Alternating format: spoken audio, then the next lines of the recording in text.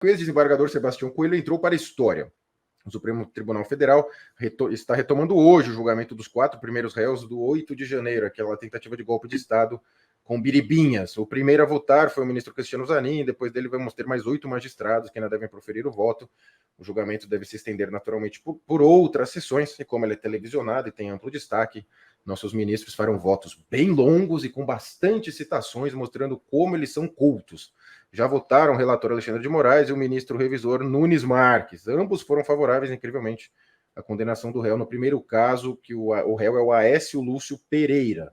Entretanto, o Nunes Marques e o Alexandre de Moraes divergiram com relação às penas. O Moraes votou para condenar Pereira a 17 anos de prisão. E o Nunes Marques a 2 anos e 6 meses.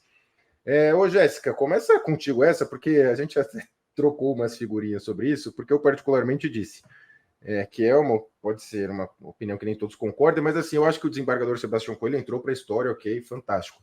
Agora, eu não sei se eu, como cliente dele, gostaria que ele falasse isso naquele momento, eu gostaria que ele falasse talvez na defesa do outro, não na minha, porque a gente, como advogado, sabe, o objetivo é você ou diminuir a pena ou ganhar o caso, e esse tipo de embate direto, do outro lado tem um ser humano, né? Por mais que estejamos no estado de exceção, juristocracia, não sei se foi a melhor pedida ali. O que você acha de tudo isso? João, eu caminho na mesma linha de pensamento sua. A gente trocou essa figurinha agora de tarde. Como advogada, nós sabemos que eu já tenho 15 anos de formada e conheço parte de alguns magistrados aqui da comarca. A gente sabe um pouco como é que eles lidam com o procedimento, e com o STF a gente já não precisa nem ser advogado para saber o que é que vem dali. A sentença já está clara, né? Não precisaria de mais delongas, de votos tão longos. A sessão que condenou agora o Aécio, ela terminou, ela encerrou e já se iniciou a do segundo acusado. Aécio foi condenado a 17 anos, né? Inclusive com um golpe de Estado. É um absurdo. Infelizmente, é uma vergonha, né? O que a gente está vendo, promotoria, a PGR, o parecer da PGR, a leitura da denúncia. Trata-se de crime impossível, mas infelizmente o que a gente está vendo é uma militância, né? O que não é mais desembargador, agora é ex-desembargador, advogado. Ele realmente, como militante, ele deu um show ontem. Ele falou que muita gente queria falar ali e não tinha coragem. Mas, infelizmente, como advogada, eu também, João, parto da mesma premissa que você. Naquele momento, ele deveria ser um pouco mais técnico, menos apaixonado e ter tentado diminuir aquela pena, porque condenação viria, né? A gente só tem 2 ali que, vez por outra, comunga com o que a gente espera de uma Constituição Federal. Infelizmente, não é um julgamento técnico, é um julgamento completamente emotivo.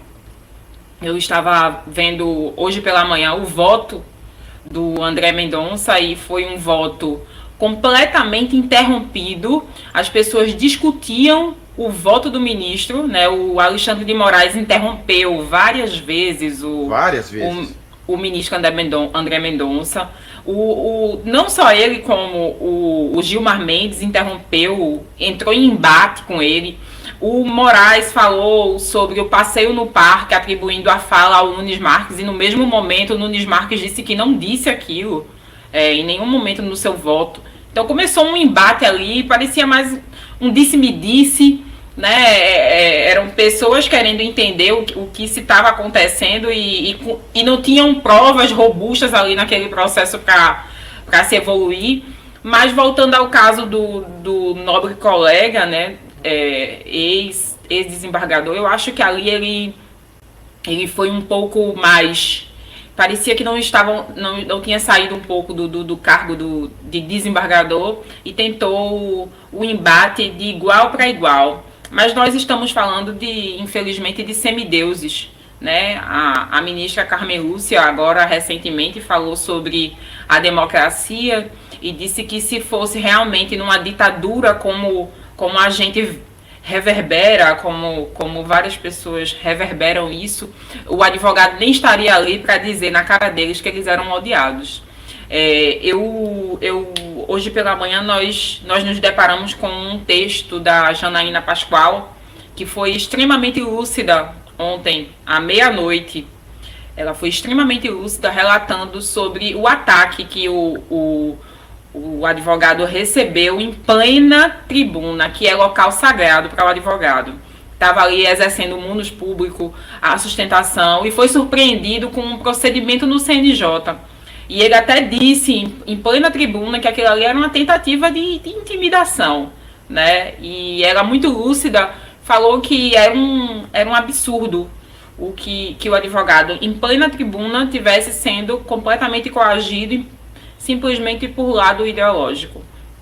Então, infelizmente felizmente ele entra para a história, mas como patrono mesmo, eu acho que ele deveria ter pensado um pouco mais antes de abraçar de forma tão amante aquele cliente.